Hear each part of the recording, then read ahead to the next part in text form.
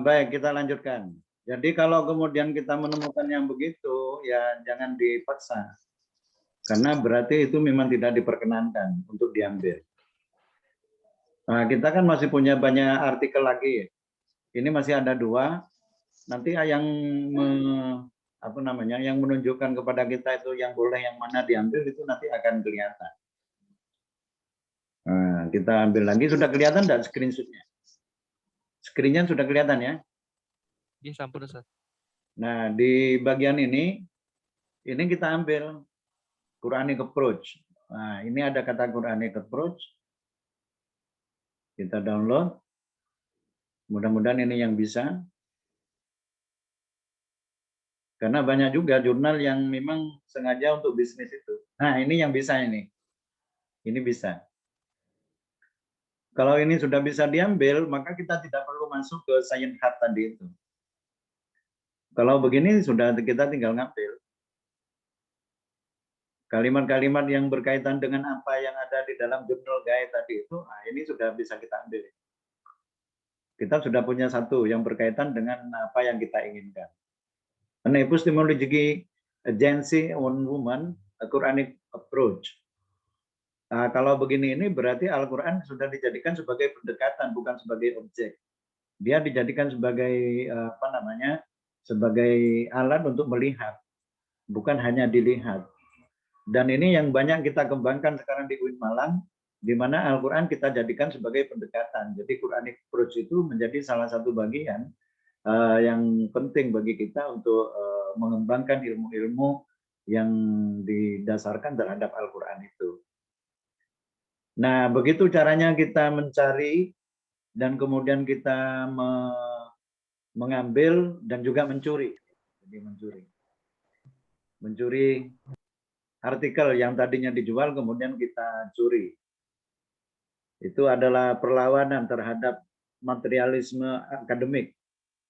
Karena memang banyak sekali dunia akademik itu sekarang bukan ditujukan dalam rangka untuk mengembangkan atau menyebarkan ilmu pengetahuan, tetapi memang digunakan untuk mencari keuntungan begitu, termasuk jurnal-jurnal itu.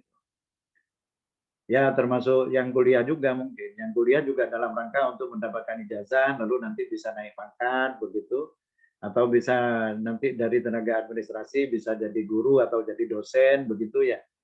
Itu juga bukan dalam rangka ilmu pengetahuan, tetapi dalam rangka untuk yang lain. Sebaiknya segera ditata niatnya, bukan dalam rangka untuk itu, tetapi memang dalam rangka untuk mengembangkan ilmu pengetahuan. Agar efeknya ada efek positif di dalam perilaku kita, di dalam kehidupan kita, begitu. Baik, itu saudara-saudara cara bagaimana kemudian kita membuat artikel dengan menggunakan text analysis. Sengaja saya membuat ini dengan model text analysis itu karena model-model text analysis itu sudah banyak ditinggalkan sehingga sangat lemah sekali mahasiswa di dalam kemampuan membacanya. Dan saya ingin teman-teman sekalian dengan cara begini kemudian tidak merasa kesulitan. Saya sudah beritahukan tentang bagaimana cara mencairinya melalui journal guide tadi itu.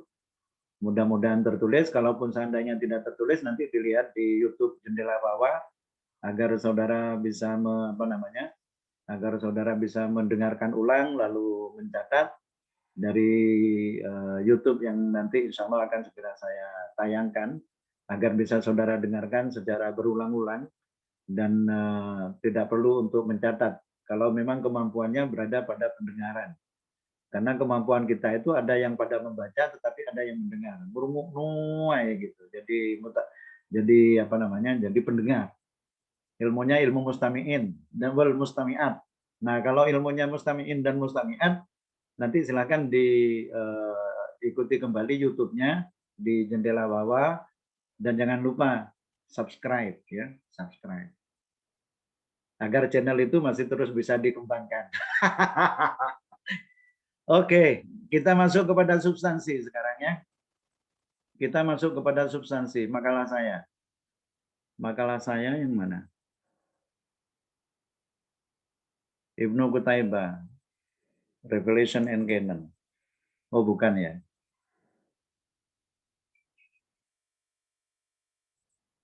Bukan yang ini.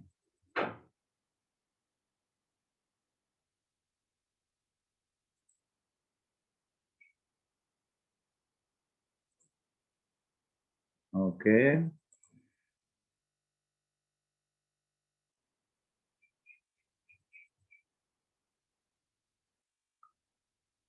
Yang mana artikelnya ya?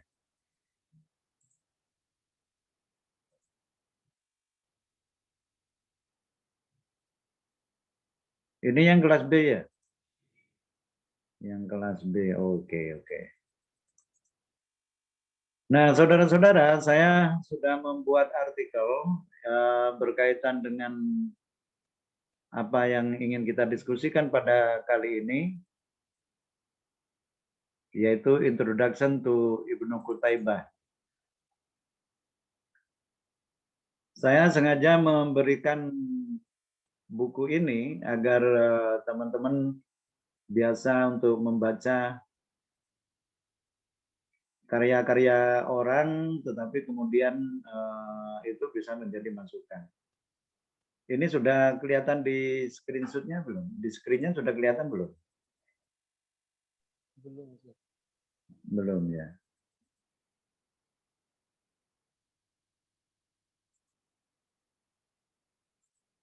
Nah, sekarang sudah kelihatan ya? Oh, tapi kok ini lagi?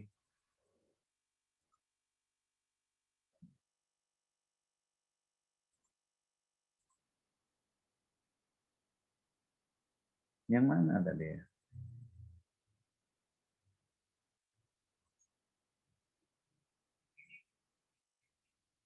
Nah, sekarang sudah kelihatan?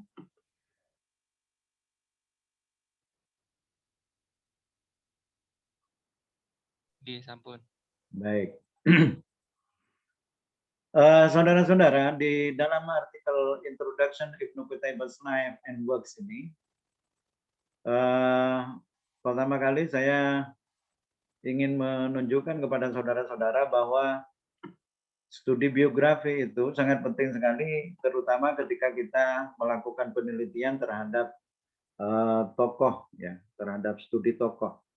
Studi tokoh dan studi pemikiran itu sangat penting sekali untuk bisa memahami kepada tokohnya itu. Ada beberapa alasan mengapa kemudian studi pemikiran tokoh itu dilakukan untuk terus dikembangkan. Karena sebagaimana yang disampaikan oleh Hasan Hanafi itu dikatakan bahwa sebuah peradaban itu sesungguhnya tidak bisa terlepas dari tokoh-tokohnya.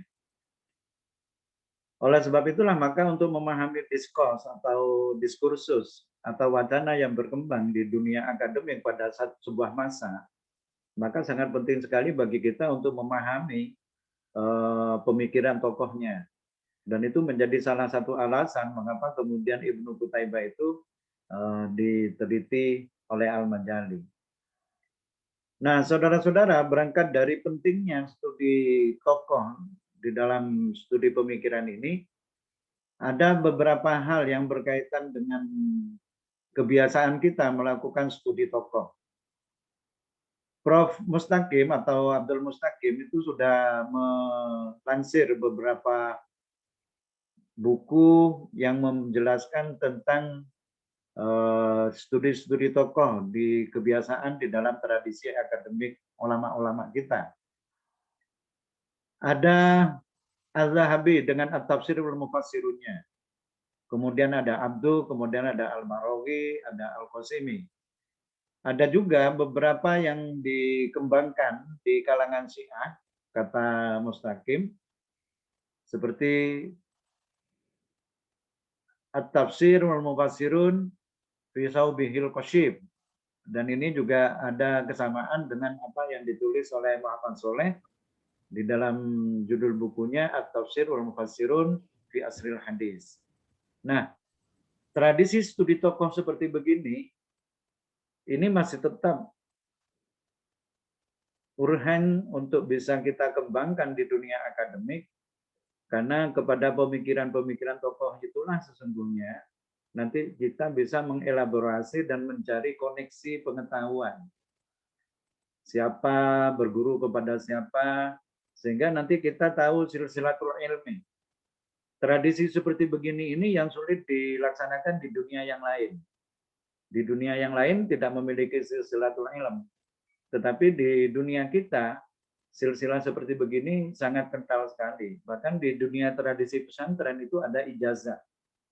Orang belajar kepada siapa, kemudian akan mengajarkan apa, itu harus mencari orang yang bisa memberikan ijazah untuk mengajarkan. Begitu. Mengapa perlu ijazah? Ijazah itu sertifikat.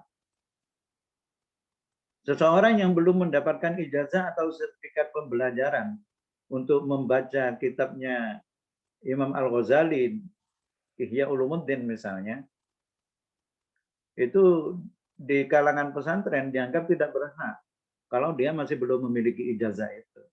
Sama dengan saudara belum berhak untuk mengajar kalau belum sertifikasi, begitulah kira-kira. Kalau itu bisa diterima, mestinya sistem ijazah itu bisa diterima. Nah, dengan sistem ijazah itu terjadi silsilatul ilmi, bahwa ilmu itu memang diketahui datang dari Rasulullah kepada sahabat, sahabat kepada tabi'in, tabi'in kepada tabi'in dan tabi'in, sampai kepada para kiai. Sehingga apa yang diajarkan itu nyambung sampai kepada Rasulullah. Mengapa itu penting? Saudara-saudara, agama ini adalah ajaran. Dan ajaran itu disampaikan oleh Nabi. Oleh karenanya maka apabila kita belajar bukan kepada orang yang secara silsilatul ilminya memiliki sertifikat sampai kepada Rasulullah, itu dikhawatirkan ada kesalahpahaman terhadap apa yang diajarkan oleh Rasulullah. Apalagi hanya belajar kepada Syekhuna Google, apalagi belajar kepada Syekhuna YouTube, apalagi belajar kepada Syekhuna blogger, ya kan? Itu tidak jelas gurunya siapa. Tetapi kalau orang belajar kepada gurunya siapa, sampai kepada Rasulullah, maka silsilatul ilmi itu menjadi jelas bahwa itu memang datang dari Rasulullah. Nah, saudara-saudara, di dalam tradisi akademik, ini sudah banyak ditinggalkan. Dan oleh sebab itulah maka di dalam pembelajaran Quranic Studies ini, saya ingin mengembalikan satu ranah kompetensi yang itu sudah banyak ditinggalkan itu, yaitu dengan cara membaca. Dan ini adalah membaca karya dari hasil studi terhadap Ibnu Qutaibah, di mana Ibnu Qutaibah ini adalah seorang tokoh yang kontroversial sesungguhnya. Mengapa kontroversial? Karena Ibnu Qutaibah ini bukan hanya dikenal sebagai orang yang alim, tetapi juga dianggap sebagai cheating. Ada karyanya seorang tokoh, Abu Hanifah, yang kemudian itu dianggap tidak jelas, tidak ditulis oleh Ibnu Qutaibah, tetapi kemudian oleh santrinya, oleh mahasiswanya, itu diakui sebagai karyanya Ibnu Qutaibah begitu. Dan itu terjadi diskusi yang sangat yang sangat panjang sekali masanya, sampai-sampai kemudian orang minta menghentikan untuk mendiskusikan tentang Ibnu Qutaibah ini.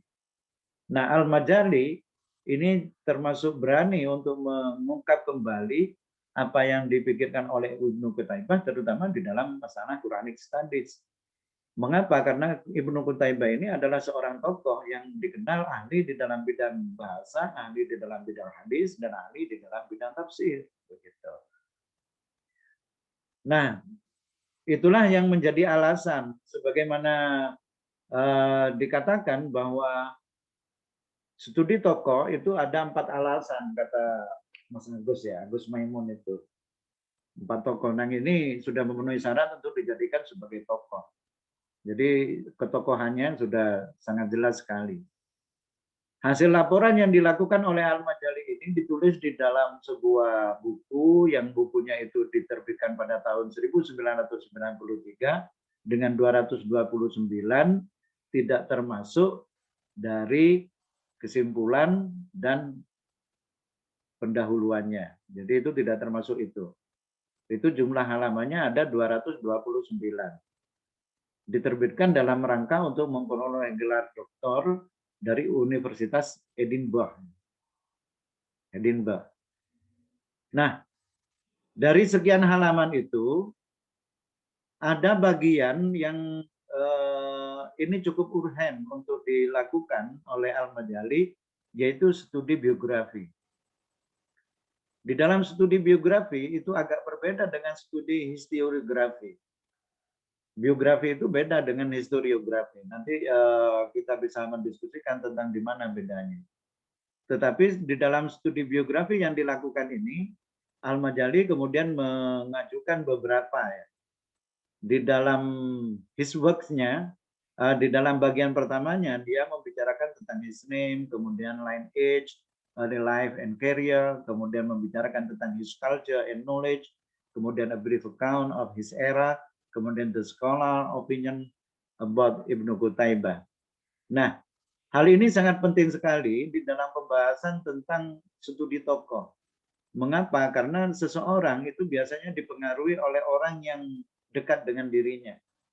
Dekat dengan dirinya. Kalau saudara dekat dengan tukang becak, maka bahasa tukang becak akan mempengaruhi bahasa kita. Kalau saudara dekat dengan Arema, maka bahasanya seperti orang-orang Arema. Kalau saudara dekat dengan akademisi, maka saudara-saudara akan menggunakan bahasa-bahasa yang akademik.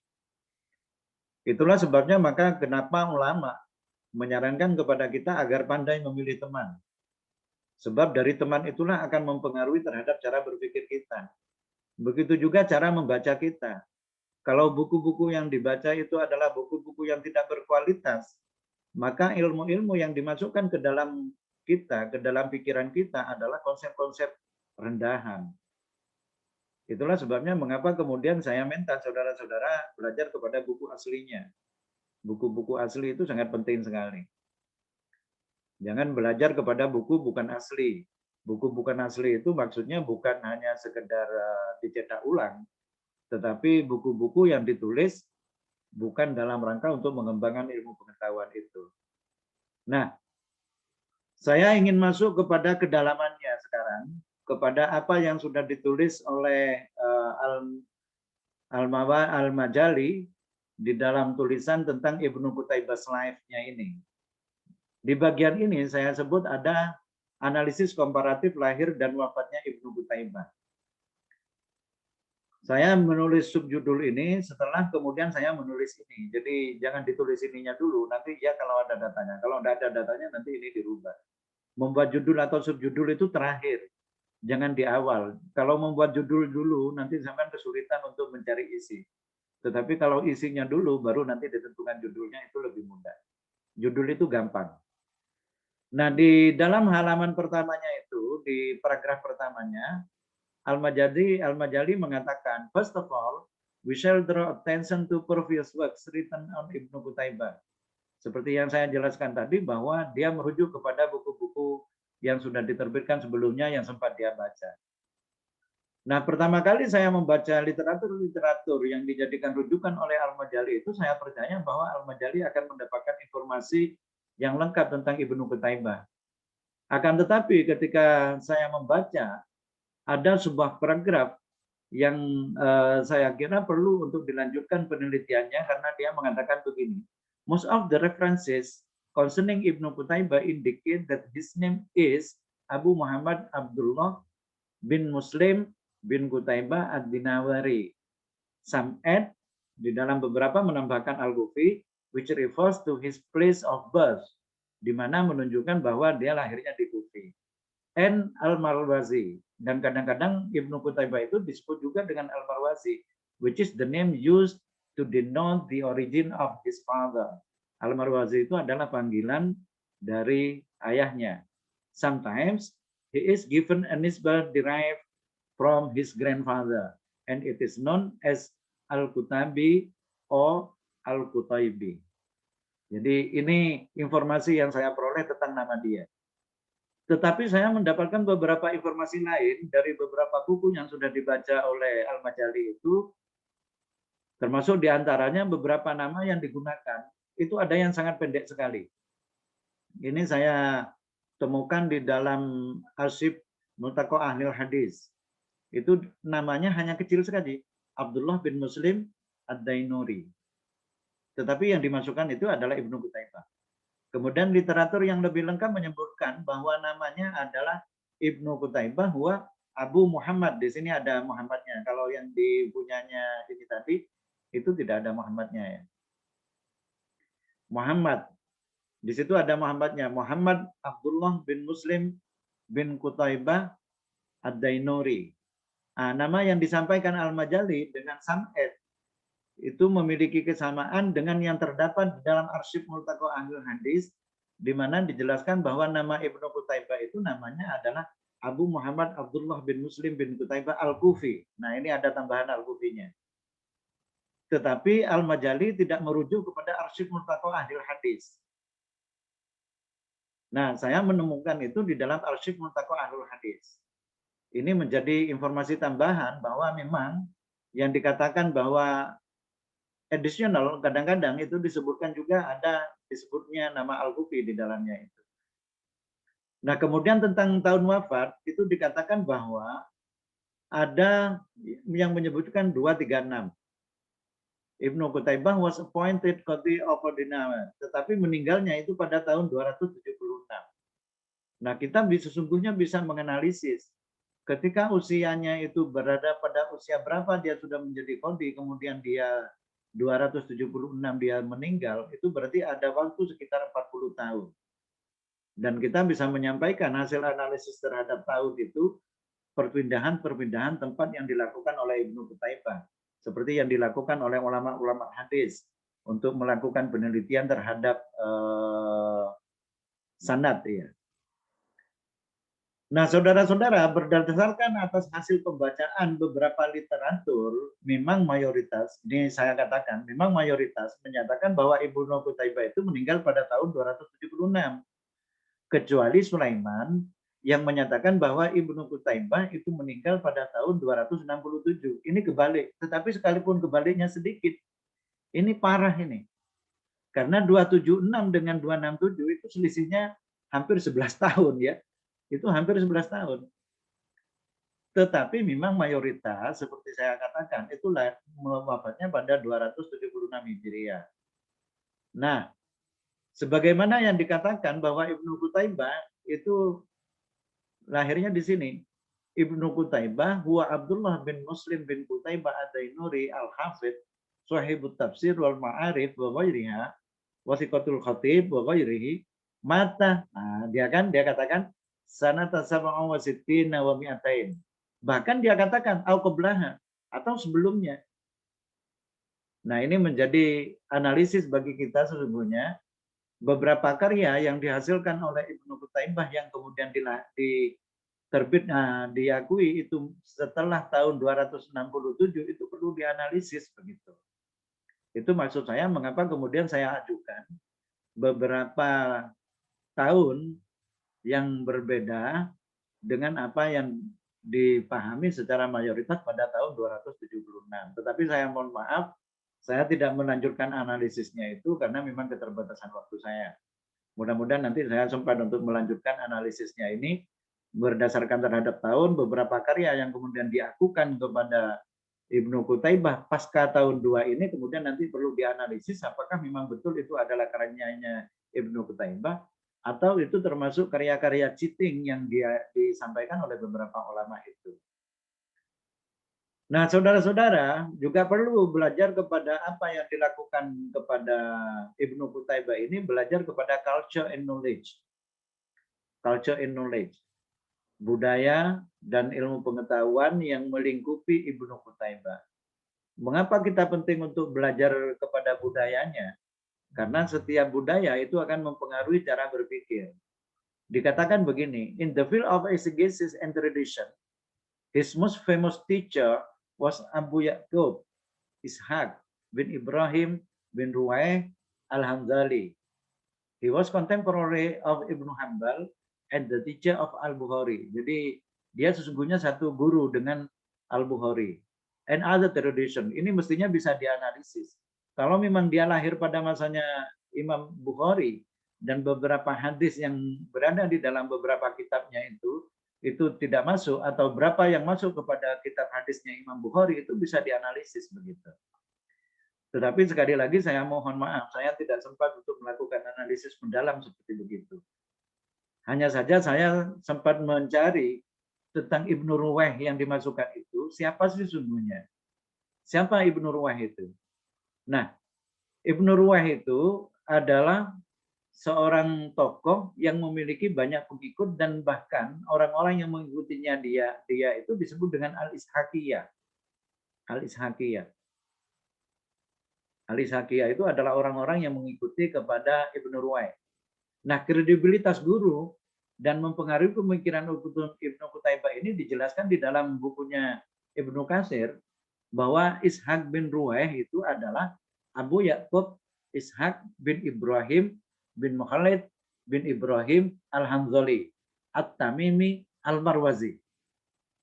Dia juga dikenal dengan Ibnu Ruwaih. Ibnu Ruwaih ini adalah ahadu arkanil muslimin wa alima man a'alamaddin. Dia terkenal sebagai orang yang paling ahli di dalam bidang agama. Dia adalah gurunya. Kemudian wa mimman jama'al hadis wal fiqh. Dia juga mengumpulkan hadis yang banyak dan fikih yang banyak. Ini bisa menjadi tesis saudara nanti. Fikih-fikih yang ditulis oleh Ibnu Ruhaywah. Itu kan, itu bisa menjadi tesis saudara nanti. Dan dia juga terkenal sebagai orang yang jujur, dia juga terkenal sebagai orang yang warok. Dia juga menjadi tokoh di Khurasan, tetapi juga ke Irak, kemudian pindah ke Hijaz, kemudian ke Yaman, ke Syam. Artinya dia adalah orang yang belajar kemana-mana. Di dalam mencari ilmu pengetahuan, dia sangat getol sekali. Ishaq bin Ruhaywah yang menjadi guru dari Ibnu Qutaibah ini adalah orang yang cinta kepada ilmu pengetahuan. Itu yang dikatakan oleh Ibnu Atsir ya, di dalam kitabnya. Ini saya tunjukkan kitab aslinya dan agar bisa dirujuk maksud saya. Dari mana saya memperoleh ini? Ini gampang kalau yang begini ini. Kalian bisa mengambil di Maktabah Syamilah, ambil kata kunci, masukkan di Maktabah Syamilah. Maktabah Syamilah akan menunjukkan kepada sampean di mana posisi informasi itu. Nah, beberapa tokoh berpengaruh lain yang mempengaruhi karya Ibnu Qutaibah, kata Al-Majali, itu ada beberapa tokoh yang lain. They were his most important shuyukh. Seperti yang disebutkan dimension di sini, ini ada Abu Ubaidah. Ini saya mohon maaf, saya belum sempat meneliti siapa Abu Ubaidah. Kemudian setelah itu ada Sibawayh. Kemudian ada disebut juga Khalil bin Ahmad. Ada juga disebut Al-Kisai, ada Al-Asma'i. Ini sesungguhnya bisa diderivasi penelitiannya untuk diteliti apakah memang betul beliau-beliau ini adalah guru dari Ibnu Qutaibah. Nah, selanjutnya karya-karya yang dimiliki oleh Ibnu Qutaibah. Kesimpulan saya yang saya tulis di dalam bagian terakhir ini, bahwa Ibnu Qutaibah ini adalah orang yang sangat produktif di dalam kondisi suasana memang dunia muslim itu sedang produktif. Mengapa? Seperti yang dikatakan oleh Al-Majali, kondisi politik pada masa itu, di masa Abbasiyah, dia katakan, the Abbasid era is known as the era of knowledge. Memang masa Abbasiyah pada masanya Ibnu Qutaibah lahir dan berkembang pada masa itu adalah masa perkembangan ilmu pengetahuan. Writing and translation, bahkan banyak orang yang menulis dan banyak orang yang menerjemahkan. And the scholars aim to acquire exhaustive information in every field of knowledge. Yang berkembang itu adalah berbanyak ilmu pengetahuan. Scholarship was encouraged and sponsored by the caliphs and their ministers. Didukung oleh presidennya, oleh khalifahnya, dan juga para menterinya, itu mendukung terhadap para ilmuwan. Ibnu Qutaibah composed Adabul Khatib and a prison and the minister Yahya of bin Khaqan. Dan dia sempat menulis sebuah buku yang berjudul Adabul Khatib Ibnu Qutaibah itu dengan judul Adabul Khatib, Adabul Khatib, yang ini adalah dalam rangka atau dibiayai oleh Yahya bin Khaqan. Jadi begitu para menteri mendukung terhadap para ilmuwan saat itu. Dan ketika pemerintah sudah mendukung terhadap para ilmuwan, itu akan menunjukkan kepada bagaimana ilmu pengetahuan itu akan berkembang dan bangsa itu akan menjadi bangsa yang berbudaya. Tetapi kalau pemerintahnya sudah tidak mendukung terhadap ilmuwan, bahkan ilmuwannya dimusuhi atau dikhianati, maka nanti pasti ilmuwannya itu akan menjauh dan akan tidak memberikan kontribusi terhadap bangsanya begitu. Nah, saudara-saudara, saya ingin menunjukkan beberapa karya yang lain yang sesungguhnya sebagiannya itu juga sudah dimasukkan oleh oleh Al-Majali ya. Beberapa hal yang saya masukkan itu saya ambil dari beberapa kitab, terutama kitab itu adalah yang ditulis langsung oleh Ibnu Qutaibah yang berjudul Al-Anwa fi Mawasimil Arab. Dia katakan, amma terjematu hayatul mu'allif, faqad athbataha nasyirun wa kitabul mais, wa kitabu uyunil akhbar, wa kitabul ma'anil kabir, ma fihi anil i'adatihi. Wala na'rifu katsiran min sawaihi hayatihi illa annahu walada. Jadi dia dilahirkan pada tahun 213. Wa kana qadiyan fi Dainur. Wa tuwfiya fi sanati sitir wa sab'ina wa mi'atain. Walahu ta'lifun adidatun. Nasara minha ba'duha. Yang berkembang hanya sebagiannya saja. Nah, ini ada beberapa karyanya. Ini adalah beberapa karya yang dimiliki oleh Ibnu Qutaibah dan itu sempat tidak berkembang atau tidak beredar pada masa itu. Terakhir,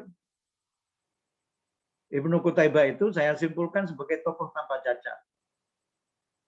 Sekalipun ada beberapa informasi yang itu akan menurunkan kredibilitas Ibnu Qutaibah, tetapi saya katakan bahwa Ibnu Qutaibah itu di dalam beberapa literatur agama itu hampir bisa dikatakan tokoh tanpa cacat.